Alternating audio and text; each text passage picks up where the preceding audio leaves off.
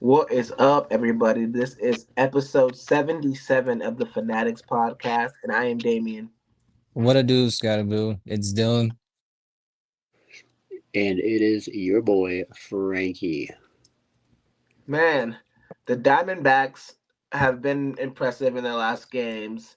Coming back to earth a little bit, it's okay. We're not going to win every game, every series, but I've been impressed lately with what the Diamondbacks have been putting out there. So, what do you guys think?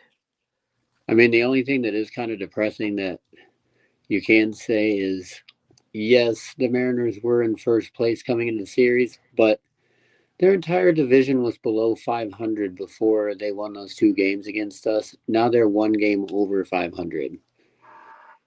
I mean, So, oh, sorry, I thought you were done. My bad. no, you're good, bro. I mean, it's all good.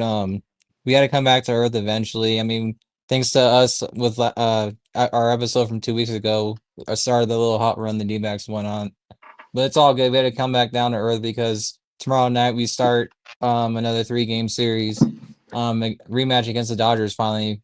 Because last time we played him, we opened the season against them. We got whacked by them. So hopefully we get some redemption against the Dodgers in their territory, and hopefully we find a way to bounce back. And especially after we gotta get through today first, but bounce back against LA, get 2 or 3, preferably a sweep against LA, and make their fans miserable over the next few days. And hopefully we inch the 5.5 games in third place closer in the standings. And then hopefully the Phillies can knock them down one more game tonight. Right. Because as we speak right now, as this recording, all the 2 p.m. games are going on right now, 5 Eastern. Yeah, and like you're saying, it's pretty much a three-man race for the NL West right now, with the Diamondbacks, the Padres, and the loath, loathsome Dodgers. I think we could beat them. I mean, they're never going to be an easy out with the team that they have right now. So a split or a series win is the goal. And after that, I mean, hopefully we can just start rattling off games and kind of like try to entrench ourselves for a playoff spot just by winning as many early summer games as we can. And we I just kind got to. You're good. I kind of find those wins important too. I mentioned the standings a couple minutes ago. I did notice it's pretty much a 3-way race between LA, San Diego, and us, because the Giants and the Rockies are just literally like sinking on the bottom right now, and I don't think they have any chances of catching up right now. And I'm thinking Giants are eventually going to be sellers. But basically, we're going to need these wins to tighten the gap to at least 3.5, maybe 2.5 games if everything goes the way it does today. Because if we end up losing the series again against the Dodgers, we can see ourselves easily close to 10.5 games in third place, way farther behind it. So it'll be pretty dope to get some wins against these guys. Not only that, but my biggest concern is our pitching and just finding consistency because, as always, the bats show up, the pitching doesn't. The pitching shows up, the bats don't. Yeah, I mean the bats right now they're pretty hot, so if they can just stay that way, and the pitching can just, I mean, we got to give the bullpen credit. They've been kind of way better than advertised this year so far, and so I mean the pitching's bad, but it's getting better. You know, we have a solid thing going right now. We're not going to win every game. We're not going to win every series. I think just getting some momentum by beating the bigger teams like the Dodgers and stuff, that will help us out with the confidence of the whole squad going forward. I'm just concerned about which Zach Gallen we're going to get the rest of the year. Don't be worried about that. We're gonna get varying forms of Zach Gallen. You know, one game's gonna suck, one game's gonna be good. That's just what it is with him now. You just gotta expect that. You know, we just gotta hope that he's good at the most important times. I mean, I don't know. I still got trust issues with my boy Gallon, but it's gonna have to be one of those things. You're gonna have to keep showing it, and just keep being dominant. Pitch 6, 7 quality innings, fan at least 5, 6 guys, no more than 2 runs. and just keep being dominant and be the Zach Gallen that we saw before the World Series and what he's been showing flashes of yet again this year. That's what he's been doing for the past couple of years. So we just need more consistency out of him to try to get my trust back in him. So, well, and the thing is, right before this last start, he was trending in the right direction with 2 straight, not bad starts, and then he just gets walloped, and then going Gallen is back in the picture. It's just there's so much going on. There's so much inconsistency with our pitching, and then of course we don't know ever what to expect from Brandon Pfaadt or Ryan Nelson. Yeah, I feel like I haven't seen Pfaadt in a minute. well, it's because he got switched to the bullpen. Been a He's not fat in the minute. rotation anymore. Sheesh. And that's crazy though, because in the World Series run, even though we relied very heavily on Merrill Kelly and Zach Gallen, we used Brandon Pfaadt to be that He was a guy. force. He was that guy to give mainly those two rests during that period because he was Yeah. pretty solid during that run. Yep. So I don't know what's going on with Brandon Pfaadt. Mm-hmm. But I don't know if it's a confidence thing or if a mechanics issue, but he's definitely not that same guy that helped us get to the World Series. I think there might be too many chefs in the kitchen for him. Like him and Ryan Nelson both are kind of underperforming this year. But Ryan is doing good enough to at least stay. He's had a couple of good enough starts to stay in the starting rotation. But Ryan's starting to get it back a little bit. It's just yeah. he had like those 2 starts where he gave up like 6, 7, 8 runs, which didn't help his ERA at all. That's why it looks atrocious as it does right now. But for the most part, he's been looking pretty decent. So here's my thing. With all the rumors swirling around Tariq Skubal, would you include Brandon Pfaadt, Ryan Nelson, and then another top prospect to send to Detroit? okay, how many times have I said throughout the season, maybe the off season, did I say when Corbin Burnes comes back, who's the odd man out? And now we're over here talking about, Brandon Pfaadt's out of everybody right now in this rotation is underperforming. I mean, I'm not opposed to the Tariq Skubal idea. I mean, if we're truly in it, because Detroit's ass right now, simply ass right now. So I can see them because they got Framber Valdez too, because thinking that they were going to the playoff push, and they're like almost 15 games below 500. Yeah. So Tariq Skubal could be interesting because he's been dealing with arbitration cases every year with the Tigers, and he's got the richest arbitration contract in baseball history right now. So he's going to be a hefty penny. He would be no more than a rental, in my opinion, for the D-backs. He's going to the Mets or the Dodgers. Oh. Yeah, he would be no more than a rental for the D-backs, and that's what us fans are used to. So by that trade deadline, we have Corbin Burnes coming back, Tariq Skubal, Merrill Kelly, and Zach Gallen. Like on paper, like that's keyword on paper because you never know what you're going to get out of Gallen and Kelly now. It's like that's saying like, okay, like we're confident that we're going to make another World Series run this year and make a good push against the Dodgers in the playoffs. I don't know how I feel about it really, but no, it's interesting to think about. You got the risk anyway that he's not 100%. He's hurt right now too. Who, Scoobs? Scoobs, yeah. Yeah, I think a hurt Scoobs is a gamble I'm willing to take over Brandon Pfaadt or like somebody else like that. Like once he gets back, you still have freaking Tariq Skubal. He was getting hit up though a little bit last year. But it's all good. I would take it. I would gamble on it. I mean, we do, but it's a good move for any other team than the Diamondbacks. Whenever we decide to get an old, veteran ace that's like freaking injured or something, it never translates to them becoming to be good for us. One thing that we would have advantage on against a lot of these teams is our farm system. Yeah, well, that's for sure. But I heard that he wants to come here, but that I don't know where I heard it from. You know what I mean? Like I haven't heard anything like that. But Frankie was the one that broke the news to me this morning about the Tigers potentially moving on from Skubal.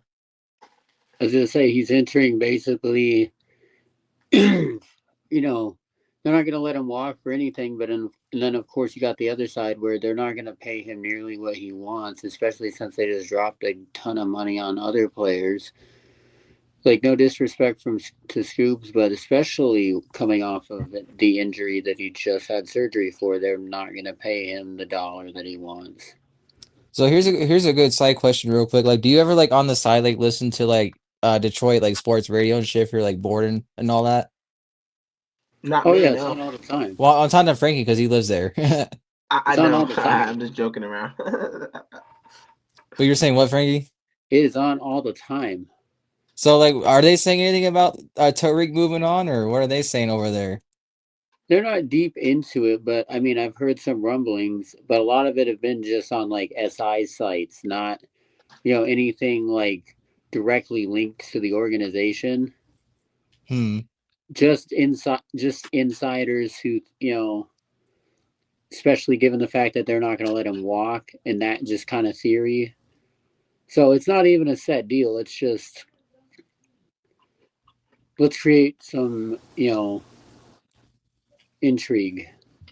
I mean, I can see it, but it kind of sucks though for Detroit and the fans because they brought in Framber Valdez to back Tariq up and have a dominant 1-2. And they Yeah. have a pretty potent offense too, and for some reason they're just not freaking hitting the ball, dude. So, No, and they if went they all in. trade, yeah, they went all in just to be, like I said, almost 15 games below 500 right now, early on in the season. It's still And early Framber, though. it is, but they need to turn it around quick though for them. But it's gonna be awkward for Framber Valdez, especially if they're gonna go random full rebuild when he just signed a massive contract with Detroit. Yeah, that would suck. But hey, the massive contract will probably keep you happy though. Right. And professional athletes are different, bro. They're like, hey, I'm the number one now that Scoobs is leaving. That's probably what he's thinking anyway. So Well, not Josh Sweat apparently, but that's a different topic for later. Because that dude got a big contract. He's not happy. I wouldn't be happy if I was him either. But no, we'll stick to Dbacks. Get the Cardinals later. I just think Scoops also would be an interesting fit because, as usual, Diamondbacks have amazing, draft picks that always succeed elsewhere. We originally drafted him. So that would be an interesting story bringing him back here, whether it was for a rental or not. But regardless whether it happens or not, good news regarding Corbin Burnes. He is actually throwing to live hitters now. Beautiful. Yeah, He seems to be on track. he's they're saying that he's gonna return in July. About mid-July, yeah, around the All-Star break. So that's great news that he's still on track to return. And we definitely need that strong anchor because so far, like, we've had great performances, but we just not had that guy that just screams, ace right now. No. And we only saw a very small sample of Corbin Burnes before he tore that elbow up. He was asked though. But I have full faith that when he was hurt, that's why. But when he comes back, he has a chance to fully change this entire team. If he can come back and be a rock star like he was before he got here, man, this whole team could get some juice that could take us to the next level and like propel us to like really start crushing it. So that's kind of what I'm hoping for. He just comes out guns a blazing, and just start striking everybody out. Let's striking out the side, and it'll juice up the other pitchers. It'll give the bats some relief. They don't have to be Superman out there, and it'll give the relief pitchers some relief too if he can be good. Because then they have to pitch less innings. But yeah, a guy can dream, right? I know when he comes back, they're not gonna just throw him into pitching 6 innings, 5 innings right away. He's probably Oh gonna no, come he's going back. to be on a pitch count. Exactly, come back, pitch like 3 innings, 70 inning. Oh, not 70 70. 70 innings innings. nuts. I meant pitches. Other way around. 70 pitch. Well, I was going to say 70 pitches, 70, 80 pitches, no more than 5 innings, but that seems to be like the Torey Lovullo mathematical count to me. But I was going to say, Torey Lovullo, it's like he's going to either give you a life preserver or he's going to throw you to the sharks. 70 innings right away. Yeah, no, I'm excited to see what it looks like with him on the mound because I mean, if we can just get 2 to 3 of these guys to just play decent, the bats can take us places, man. The bats are good. As I say, we got great guys in our lineup. Yeah, we have a good team. We just and it's actually not just us being homers and saying, "Oh yeah, we have such a good team." Blah blah blah. No, they're actually like third in the NL West, right? Yeah, only 5.5 back. One of the And hardest literally, divisions, one of the hardest conferences or whatever in baseball. So. the way it's trending, it's going just to be only a 3-way race in the NL West right now. So Yeah, so we're doing fine, and we just need to win the tougher games, and we'll be good. We can start beating tougher opponents, then I'll be happy. not gonna lie though, I panicked when a few days ago I saw Nolan Arenado going out of the game. I was like, fuck, dude. I was like, Yeah. this would be an Arizona sports thing right now, dude. He's like, He it's gets been hot, exceeding, yeah, he got hot, it exceeded expectations. One of our best players offensively right now is a newcomer and it gets pulled. But boom. fortunately, though, he came back today, though. So it's just a precaution type thing, it seems like, and all good. So just stay healthy. We can't Right. lose Nolan Arenado. Yeah, no, Understand. anytime. It doesn't matter whether we sign a big name pitcher or if we trade for like a big slugger, superstar, whatever. Even back in the day, like when the Diamondbacks make trades, even when they swing for the fences, the guy always gets hurt or he is beans. Beans, baby. Woo! I know. It's like we did go 2 of the 3 games without Nolan Arenado against the Mariners with those losses. Did I think that contributed to the loss? No, because those games were close. But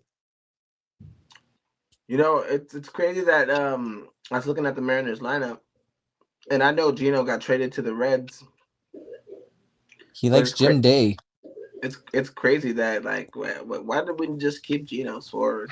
He would be a great addition to our team. He's not doing crap anymore though. I'm not gonna lie. He had a magical season, got all that money. Said, all right, I'm good. Yeah, no, it's weird seeing him in Cincinnati. It's just like It is. those colors look weird on you, my guy. It's okay though. It's whatever. I mean, we got our team. We got what's his name? The Tommy kid. What's his name? Troy. Tommy Troy. Troy, I mean, Troy, Ryan Walter Schmidt. Those guys. Wally. Those Yeah, the guys are new what we need to be focusing on, building them up. You know, making them the stars of tomorrow. Schmidt happens 2.0. Yes, Oh, there you real go. quick, did you guys see the hitter rankings MLB posted? Yeah, Ketel Freaking Marte's up Corbin there. Carroll #1 and Ketel Marte was #7. Our Ooh. boy Carroll #1. Dude, he Number has more triples by one. himself than some teams. Yeah, no, it's ridiculous. He has almost double the next person on the list. It's actually insane. But I mean, Really? that's just a crazy ability. Triple is the most rare play in baseball. But man, and that's probably an insane bet. I'm gonna start just betting Corbin Carroll triple every game, and eventually it'll pay back itself. Oh yeah, 100%. I would have thought inside the park home run, but Dude, that'd probably be like what plus 10,000 or something, That'd be a some once in a shit. lifetime hit, but like a damn, that'd be worth moonshot. it if you I got think it. he's had at least one in his career so far. Corbin Carroll, he's had at least one. Oh yeah, I We mean, would have to look it up, but yeah, we gotta look it up. But I love Corbin. I'm happy that our best players, are snapping into form because I was worried. None I of was that was like, genuinely concerned. I'm happy we're keeping our best players because we always tend to get rid of them. Yeah, we thought that we got rid of a lot of our best players last year, but we didn't. We kept the core of the people that we really needed, and it just kind of goes to show you, like the Nailers and the Suarez's of the world are important, but there's other guys that can hit the baseball too, you know. So and we got a couple of them, and it's good to keep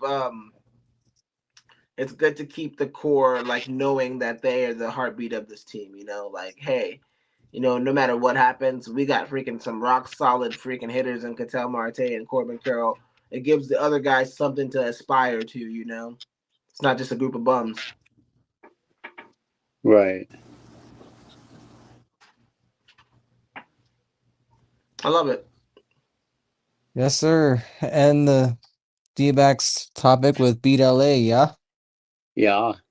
Yeah. Revenge. Get that revenge and whoop that ass. Whoop it. Yeah. I take the team boots to LA. No, we don't need a boost LA. We want to fucking let them down. Boots to LA. Oh, I thought you said boost. My bad. Damn. Why would he want to boost LA? The I'm S just was kidding. silent, I guess. That's so funny. I'm just joking around, guys. But we definitely want to beat them. And we want to beat them thoroughly because they're disgusting cretins that we don't like. And they just cheat, man. When you just buy yourself a championship, I consider that cheating. No, I'm just kidding. It's completely legal, and we can still beat them even if they decide they want to pay all the MLB's highest salaries. We don't care. Bring it on. They get their deferral payments from the Defer It app. I'm dead. I know somebody that's waiting on a payment right now. My boy Jacoby Brissett. And he ain't gonna get it. I'm about to say he might have to be waiting for a little minute because it doesn't look like the Cardinals want to give it to him. Listen, he's gonna be on that block.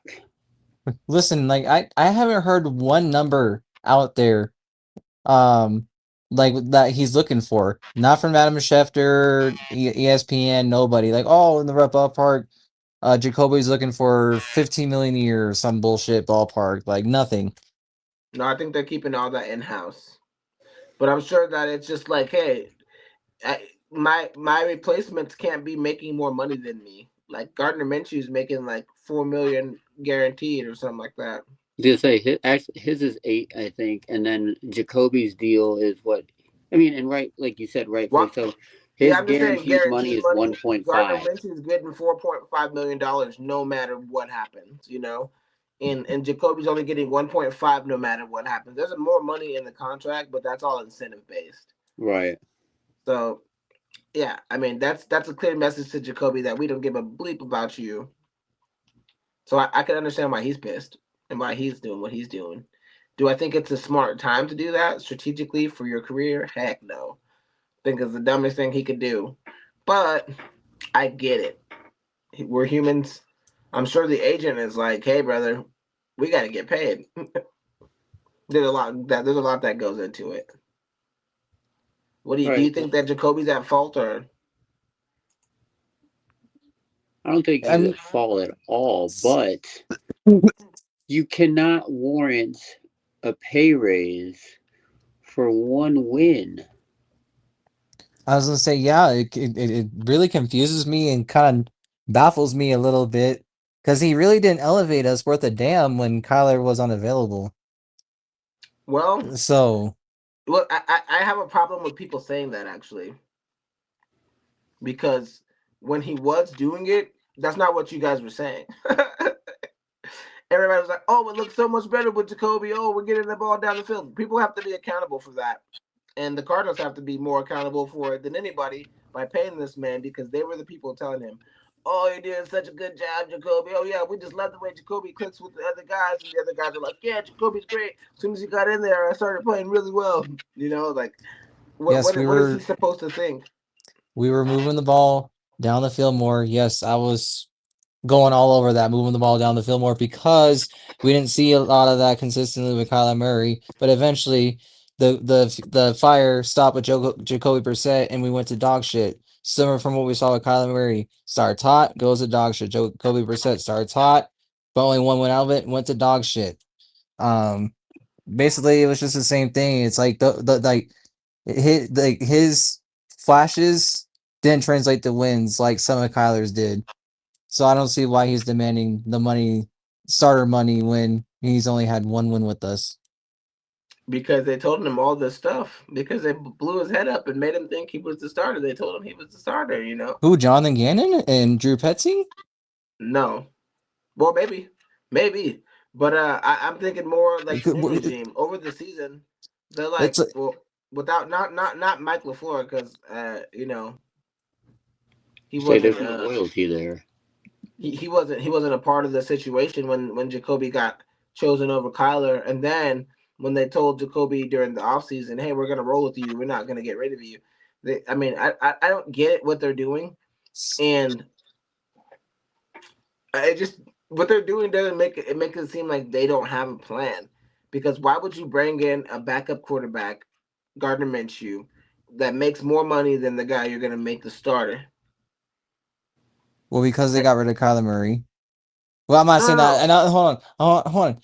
I was about because they got rid of because they got rid of Kyler Murray. So and then Jacoby was already the backup, so you already got to fill the QB room. But you know what this regime did compared to what Jonathan Gannon and Drew Petzing never did? They drafted a quarterback, right? And Carson Beck. That's what they never did. Jonathan Gannon freaking went into the job with a quarterback that he never chose. They just like, here's Kyler Murray, figure it out. Let's hope for the best. It never worked out. Who drafted Clayton Tune? What was it? Was it JG or was it under Kingsbury towards the end? But they never even used Clayton Tune once though. That's the thing. That's a problem, right? Somewhat. So they did draft a quarterback. He just wasn't good. Yeah, I was gonna say we haven't any. He was for a second rounder. He was pretty ass. He was really bad, bro. He was super duper horrible. He was toony. He was very toony. He might be worse than Keaton Slovis. But we never had we already didn't have a starter. We already had a starter already with Kyler Murray, though, that we were trying to commit to for the next several years. In this position, though, with Carson Beck, we don't have anybody to commit to these next several years. I think he's QB1. So, and this is Mike LaFleur's. I'm not really going to count Hackett. He's just dude sipping coffee, not calling plays really. Monty Ossenfort drafted this guy. But who was the head coach? It was 2023. 23. That was JG. Yeah, it was JG. But who was the other backup though? That was I'm trying to remember. Was it Colt McCoy? Yeah, it was McCoy at that time. Good call. Yeah. But we all knew McCoy wasn't coming back at that point. McCoy was solid though when he had his times playing. He was a good backup. Yeah, I was gonna say he was serviceable, but I mean, to be fair, he was balling like Jacoby on teams that were getting blown out. So listen, I didn't even finish my take. So sorry. Why I think it's bad is because they let go of a franchise caliber quarterback. Whatever you think about Kyler Murray, he was the offensive rookie of the year and is a 2-time Pro Bowler. That was the first player to get 3,500 passing yards and over 1,000 rushing yards. Him and Cam Newton are the only two players that have ever done that. Yeah, you get rid of that guy to say, oh, because Jacoby's moving the ball so much better. Trey McBride scored so much more touchdowns. And then you're going to not only draft a quarterback, but then bring in another guy. What's going on? It's like I thought that room was set, and now we're wasting additional draft capital that could make other things better if Carson Beck doesn't work out. And we're also doing the same thing in the running back room. We restructured James Conner's contract. We have Trey Benson. We have Zonovan Knight. And then we draft Jeremiah Love with the 3rd overall pick instead of getting hella draft picks and stuff, which I'm cool with the Jeremiah Love thing. But just saying, it doesn't seem like they have a good plan and they're just doing shit. Like, that's what it feels like to me. Like, oh, we have the opportunity to do this. Let's do it. Well, how does it fit into our plan? Who cares? Let's do it. Well, and I mean, interesting enough, now you have the Josh Jacobs situation in Green Bay. Who's in Green Bay? Jonathan Gannon. Who drafted Trey Benson? Jonathan Gannon. So depending on how the Josh Jacobs situation plays out, either way, I think Trey Benson or James Conner are in play to go to the Green Bay Packers. Here, listen, I'm gonna one up your theory by a theory that I had the other day. Trey Benson, he's probably gonna. This is what I picture happening, right? Trey Benson stays here. James Conner goes to Green Bay, along with Josh Sweat for a whole bunch of shit. Josh Sweat gets out of here. They get James Conner. We get some first round picks. Wait, so you're saying Josh Sweat to Green Bay? Yep. Josh Sweat Fuck to Green him and Bay. Micah Sweat and Parsons, dude. Oh my god. This has been my theory because when he requested a trade in the offseason, the reason was because he came here to be coached with Jonathan Gannon. That was the reason. So I came from Philly because I love JG We didn't and think I about. want I to didn't think of be. that last week. Yeah, and so he's not there. Oh, he wasn't there last year.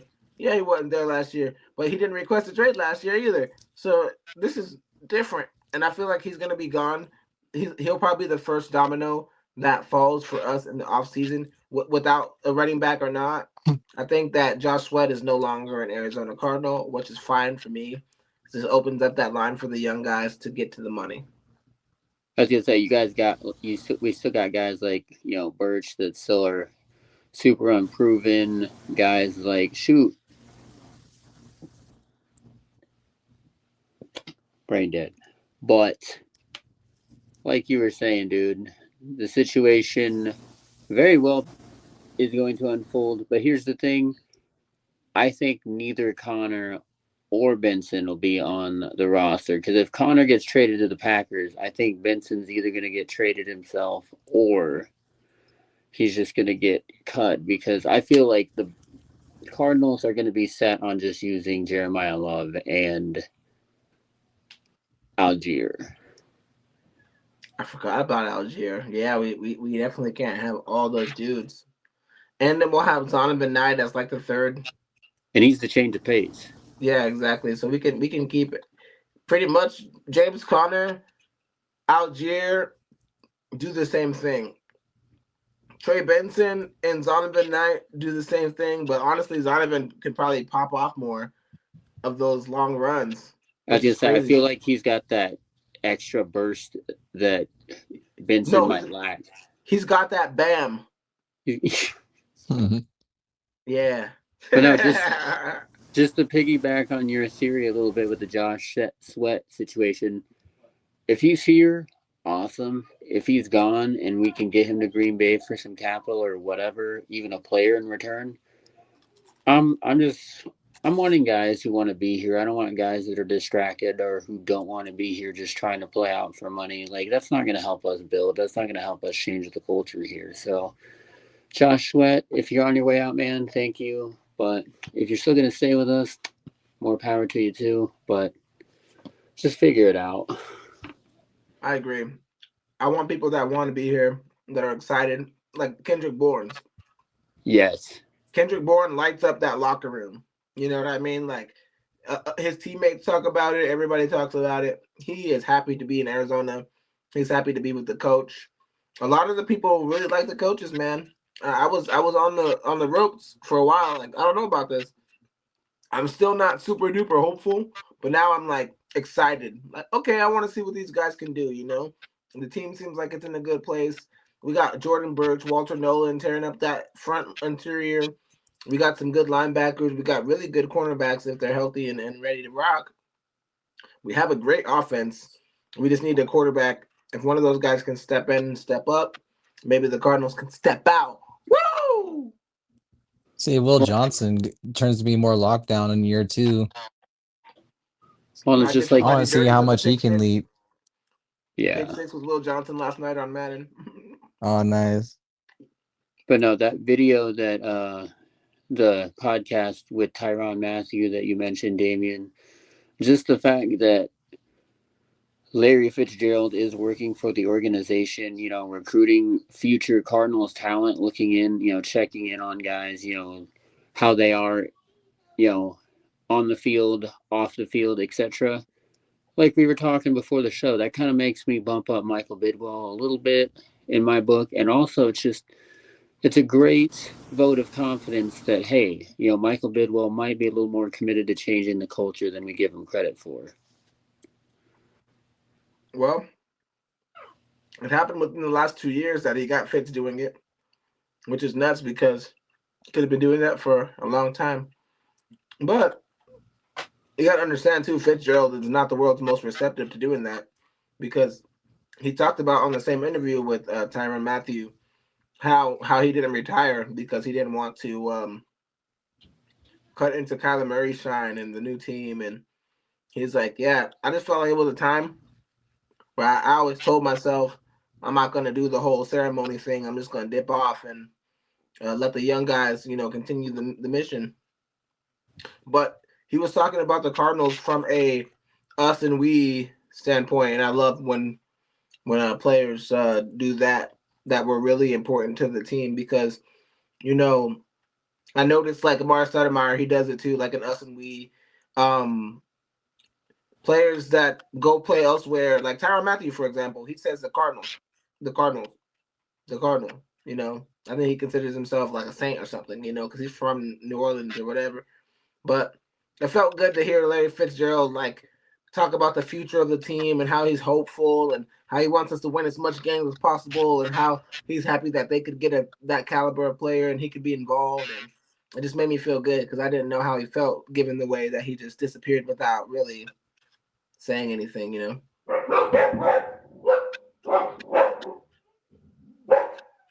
This Hold on. episode, Hold on.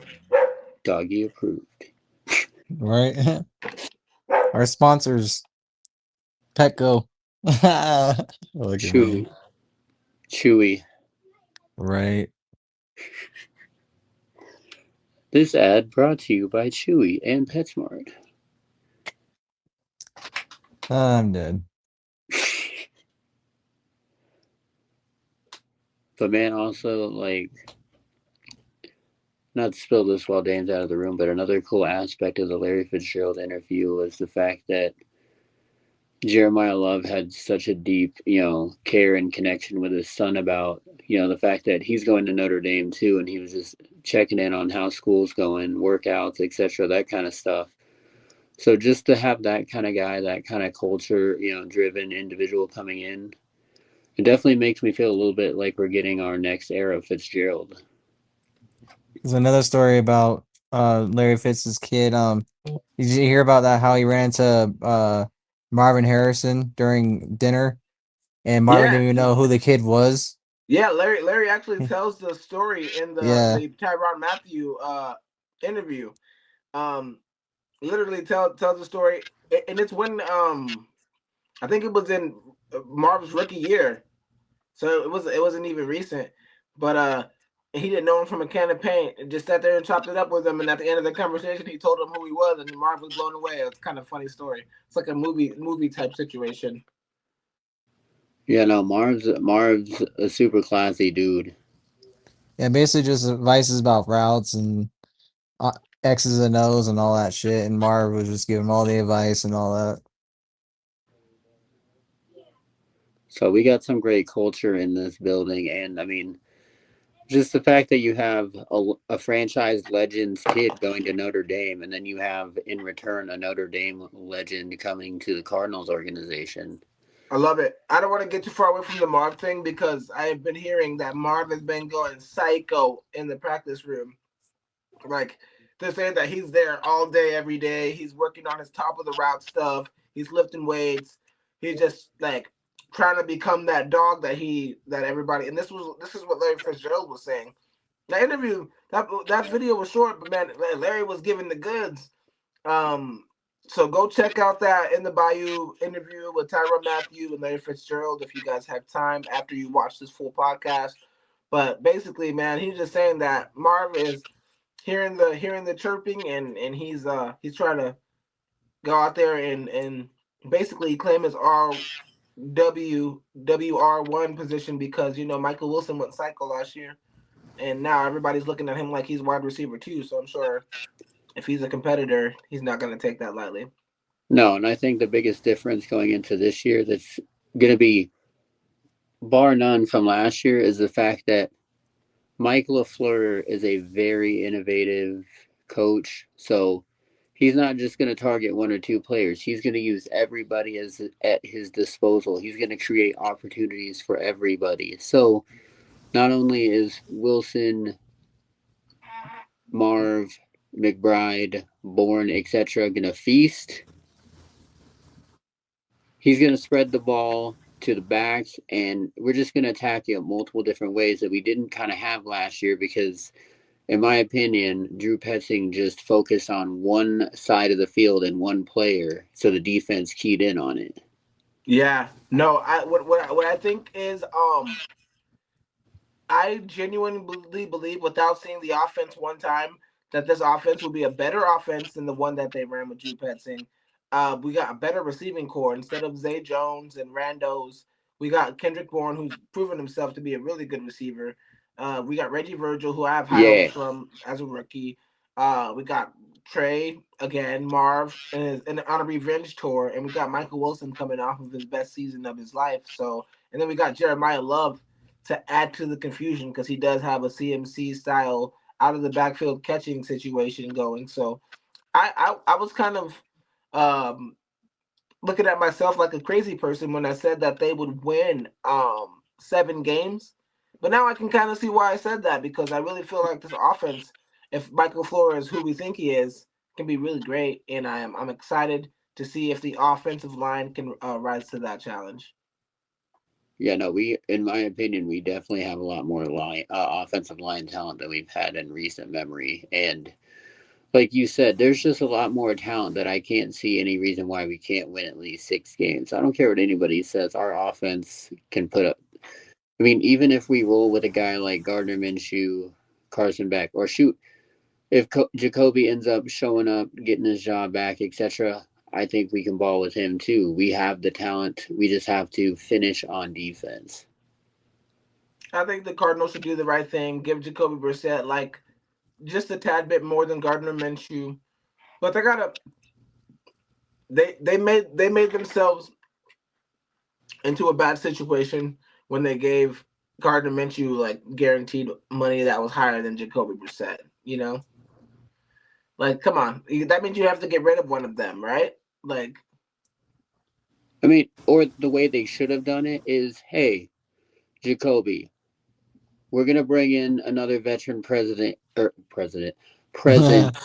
in the locker room. So hey, before we sign him, we're gonna give you this bonus so you are making more than he is. or Then you equal gotta if it's going bring to be a competition or whatever. But yeah. that should have happened for sure. You have to I mean, regardless of how I feel or who I think would be the best fit for the Cardinals, at the end of the day, like you have to have a little more respect for Jacoby like that because he is one of the greatest humans in the league. Yeah, even beyond that, I think it's just like a team dynamic thing. If you're smart, you'll understand that this is a system where only one guy can be the leader. And if there's 3 guys vying for that position and nobody knows who's who, there's already camps forming in the locker room. Like if you listen to the interview with like some of the guys, they really love Gardner Minshew, you know. And if you listen to interviews, some of the guys are like, "Yeah, Jacoby will be back," and da da da da, you know. And then some of the guys are like, "I can't wait to see what Carson Beck does," you know. It's like that's I mean, with a new system, a new coach, I think this is a horrible way to start off because it's just so, for lack of better terms, Arizona Cardinal esque. You know, just like complete confusion and chaos at the best important positions of the team. So dumb. Right.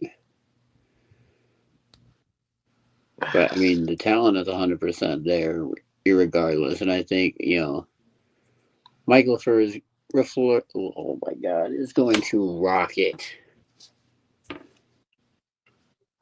I hope he does, man. Because yeah, I mean, he scares me. He scares me. He's one of those guys that you feel like, man, this guy could be like a secret genius, or he could be like an actual lunatic, you know. So it's like, hopefully he's a secret genius. What would it be secret? Magic and Scooby Whisper.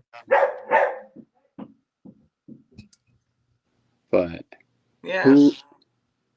So, regardless of we got the bird talk, let's switch up course a little bit.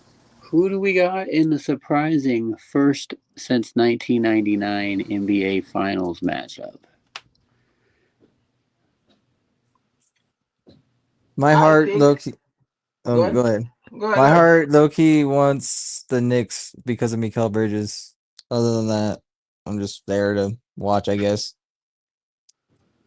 Yeah, I kind of have a similar take. Like, I would love for Mikael to win a championship. It would break my heart that he would do on a team that's not the Suns, but I would rather that happen. As a Suns fan, no, you can. How can you seriously sit back and say you want the Spurs to win a Oh yeah, no. championship? I like Wemby a lot, though. I'm not gonna lie, I really do. I wouldn't mind this iteration of the Spurs winning a championship, but I'm gonna have to. I think that New York will win because of experience and whatnot. But they just beat the Thunder, so it's hard not to think that the Spurs will take it. But I just think that maybe the Knicks are that kind of like team of destiny in a way. I don't know. We'll see. I mean, I don't know. I'm gonna have to say if I had to choose with the gun to my head, I'd probably choose the Spurs, just because who the heck is gonna guard Wembanyama? Um, I mean, Cat could try, but he's just way too fast for Yeah. Cat. So I don't know. I'll go Spurs. But it's a tough one. I mean, I'm gonna watch as a fan. I don't really care who wins, but I could see the Knicks pulling it off on some Team of Destiny shit. I also could see Wembanyama just going ham and ascending to that like LeBron status. I think that's in his destiny. It's kind of like to become the next big NBA player. Like I thought it was Luka Doncic, but it's probably Victor Wembanyama. Not only that, but it's like the fact that you just took over the favorite, to repeat for the championship, and you were down 3 games to 2. You brought I, it back, and then you won in their own building. That's yeah, and on top of that, Wemby has personality. You know, a lot of the international players are like, no offense, are just not the most like they don't talk. um America has a certain bravado and swag that we love. You know what I mean? And like Luca kind of has it, but like Wemby has it at the press conference. Luca has it on the court. Like you can see Luca's about that life, but Wemby's in the press conferences talking trash, telling people that he thinks he's the best in the world. And I mean, I love that type of energy, man, especially when you can go out and back it up. So it's hard not to root for that. Right. My thing is, like, as you guys mentioned, I want Mikel to win a ring no matter what. Like, that's my stance. And I mean, he was so vital for that 2021 vital, Suns team.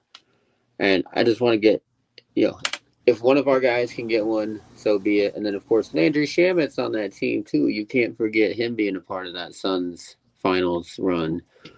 So I He's want, playing so much better for them than he ever did for us. He's been going insane in some of these playoff games. It's like straight up like 5 for 5, 6 for 6 from three, and just like insane stuff. Like, well, I was like, that's Landry Shamet. right. Yeah, no, What the hell?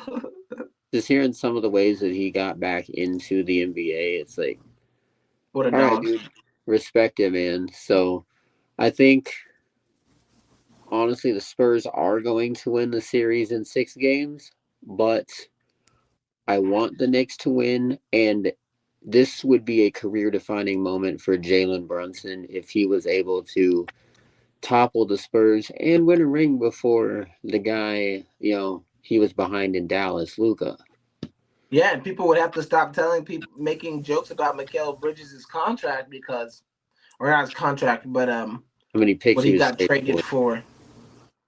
He got traded for hella first round picks and stuff, and people are like, "What the heck? All that for Mikal Bridges?" And it's kind of showing why. I'm so happy for him because there was a real stretch that he was playing like complete ass in New Oh, the York. people were wanting him out. Like, bro, it's like, all right, Mikel's getting traded in the offseason. Then he's just like, nope, But you I know am what not. Mikal Bridges is? A mother bleep dog.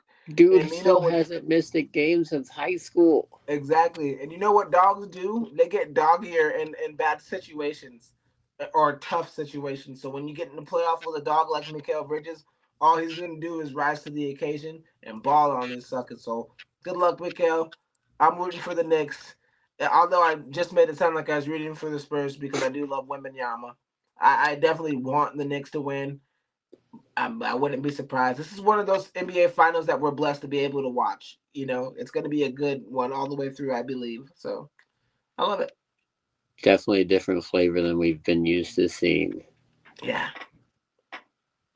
Yeah, for sure. Well, sheesh, guys. I mean, there's nothing really to talk about with the Phoenix Suns. They ain't doing crap. Booker was giving out shoes in Sedona, though. I don't know if you guys saw that. Man, I would Yeah. have loved to have been in that line. Me too, but the thing about it is like the creepy McDonald's, like Ronald McDonald desert meetup thing was weird, but it And served then its Jordan purpose. Ott was top 5 coach of the Yes, there you year. go.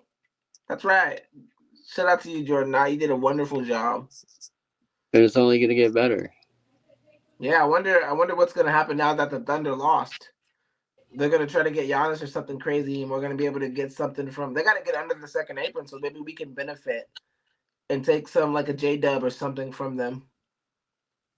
I mean, we got to do something, especially at the forward. I think, honestly, what might benefit us is, how Arizona forward Koa Pete has fallen out of the lottery, something like late into the first round.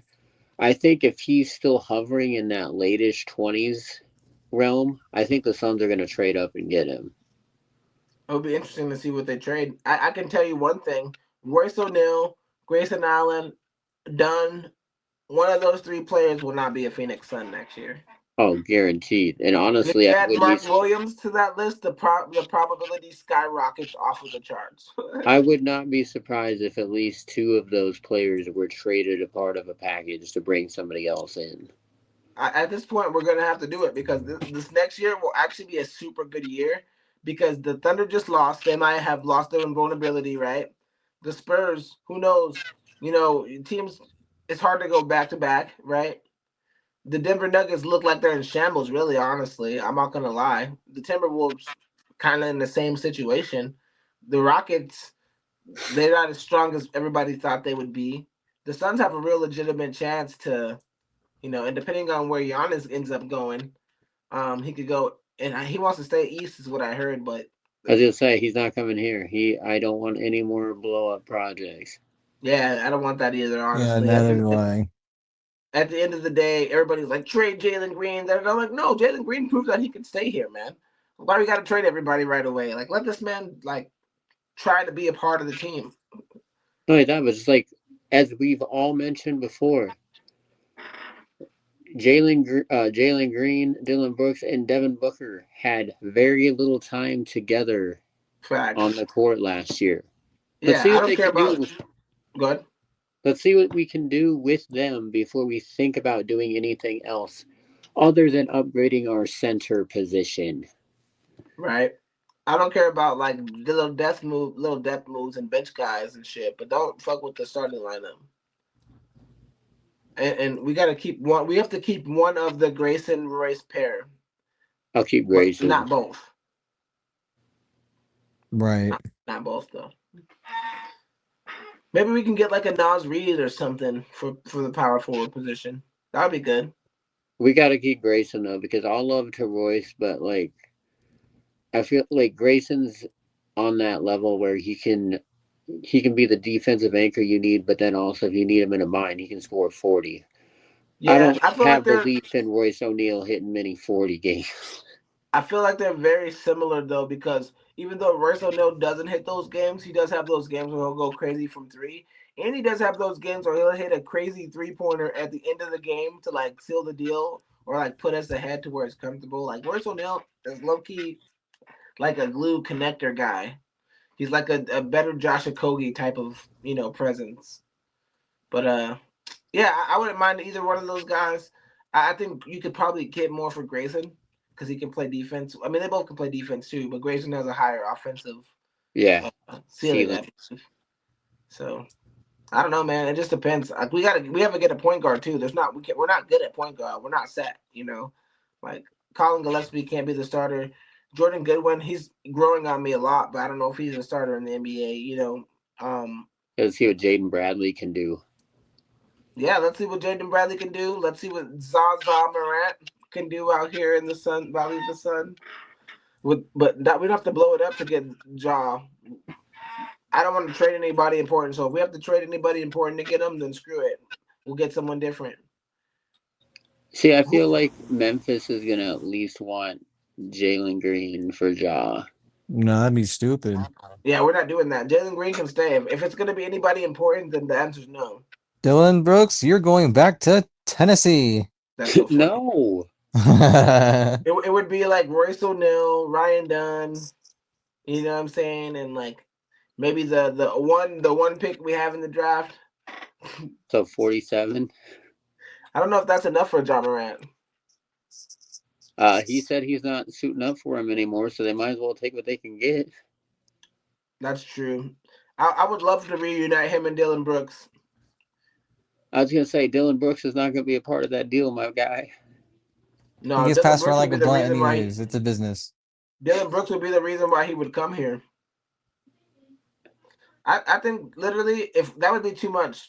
Jalen Green, but the thing about John Morant though is he can score, but lately he's turned into someone that scores like 12 points and gets 11 assists. And that's Yeah, the type of point guard we do best with, you know. because I kind of, unless I'm like incorrect on this thought, pretty sure I remember Darren Williams having that kind of fall off. Like he was a prime scorer, then all of a sudden he just translated to he's gonna be I'm gonna get 17 points, 6 rebounds, and then 13 assists kind of guy. Right, the eventual Chris Paul transition where you go from being like a knockdown scorer to like, hey, well, I can still score in crunch time and steady the offense with rhythm and tempo, but I'm just gonna get these assists and set everybody else up and just be a nuisance. Yeah, we need a point guard that's a real point guard. Yeah, I not mean, I'd point. be down with John Moran if he can get his head and act right.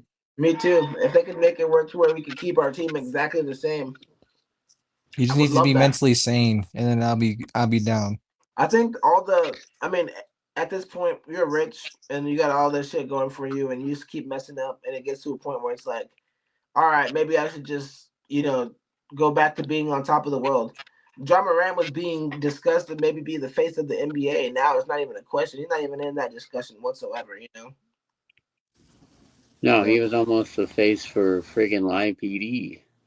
yeah, it's kind of, he was like super famous, and now he's just like some regular guy. But I mean, to be fair, anybody can change. I don't want to negate any, the rest of his career. So if he's able to turn it around, get his head straight, and then be productive, more power to him. Well, I just think that the stuff that he was doing is stuff that we all do when we're young and like thinking that we're gangsta and all this stupid crap, and then you grow up and you realize, oh, if I do anything like that, I'm gonna go to prison for the rest of my life. This is actually not who I am. Or I'm I gonna think you lose a just need to shit have ton of one of those money. moments, you know, and maybe that's all he needs. If you just have one of those moments and then you start living your life differently from that point on, come to the Suns, man. Play some basketball, make millions of dollars, and let's win the chip. As I say, I think at least if nothing else, his definitely out of Memphis is a good start for him. Yeah, sure, for sure. I think that ship has sailed into the night. The relationship over there doesn't seem tenable anymore. He has relationships here. Jordan is a good enough coach for me to trust him with it. And I mean, I just think that the vibes are high. And Book is, according to Kevin Durant, Book is like a dictator, so maybe he can whip him into shape. I'm fucking weak. All right, guys, man. If you guys Czar like what you're book. seeing here on the show, we love doing it for you. We would really love for you to comment on the video. Like super love that. It would be like the best thing you could do. Tell your That friends. Go ahead, Dylan. and please share the word with your friends, subscribers. Yeah, I was gonna say, Hit the in the Subscribers. show, hit the button. Hit the button. Yes, we love you guys. Everything else you need to know is in the description. Don't need to be long-winded today. If you want a t-shirt, Frankie will get you one. And this one will have the new improved logo, not the old logo. Frankie made a slapping logo. I He don't will know if be he made it or updating not, that but he did soon. the very nice upgrade. So actually send me that. I'm gonna run that in the top right this time instead of the old one. Yeah, you got it, dude. And then I will update the socials. Let's go. All right, All guys. right. Until next time. adios.